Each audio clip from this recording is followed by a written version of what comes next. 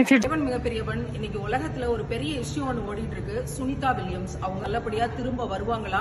வாரம் முழுக்க இணையதளத்துல நியூஸ்ல எல்லா விதத்திலையும் அவங்களோட இஷ்யூஸ் தான் பேசு பொருளாச்சு. 9 நாள் நான் அந்த ஸ்பேஸ் ஷிப்புக்கு போயிட்டு வந்துடுறேன் அப்படின்னு போனவங்க 9 மாதம் ஆகியும் திரும்ப முடியாம ரொம்ப உடல்நலம் பாதிக்கப்பட்டு ரொம்ப கஷ்டத்துல இருக்கிறாங்க அப்படிங்கிற விஷயங்கள் சேர்ந்திருக்கு. அவங்கள ரெஸ்கியூ பண்றதுக்காக இப்ப நம்ம ஒரு ராக்கெட் அனுப்பியிருக்கோம். அவங்கள கடைசியான முயற்சி அப்படிங்கிற மாதிரியான தகவல்கள்லாம் பார்த்தோம்.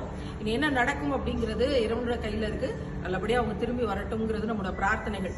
இன்னைக்கு குவைத்ல இந்த ஸ்பேஸ் சம்பந்தப்பட்ட இந்த மியூசியம்க்கு இதெல்லாம் ரிசர்ச் பண்ணி பார்க்கும்போது நிறைய இடங்கள்ல அவங்களோட வீடியோ, அங்க என்ன சாப்பிடுவோம், எப்படி இருக்கும், என்ன மாதிரியான உணவு முறைகள் அப்படிங்கறதெல்லாம் அங்க ஸ்பேஸ் ஷிப்ல இருந்து அவங்க எக்ஸ்பிளைன் பண்ணியிருக்க வீடியோஸ் இங்க நம்ம பார்த்தோம்.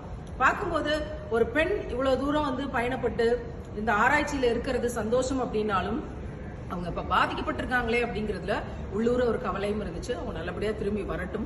ஈச் அண்ட் எவ்ரி செகண்ட் அல்லாவோட கண்ட்ரோல்ல இருக்கு. குறிப்பா வானம், 7 வானங்கள், 7 பூமிகள்னு அல்லாஹ் படைத்த இந்த விஷயங்களுக்குள்ள அவ்வளவு ஆச்சரியங்கள் பொதிந்திருக்கு. நமக்கான அவ்வளவு அத்தாட்சிகள் பொருந்திருக்கு.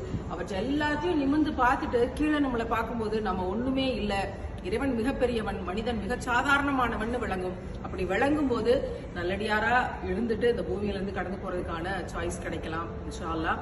எனிவே இந்த ஸ்பேஸ், இந்த சம்பந்தப்பட்ட இந்த மியூசியம் இதுக்குள்ள எல்லாம் கடந்து வரும்போது நம்மளும் ஏதோ விண்வெளி பயணம் செஞ்சுட்டு போன மாதிரி ஒரு உணர்வு. அல்ஹம்துலில்லாஹ்.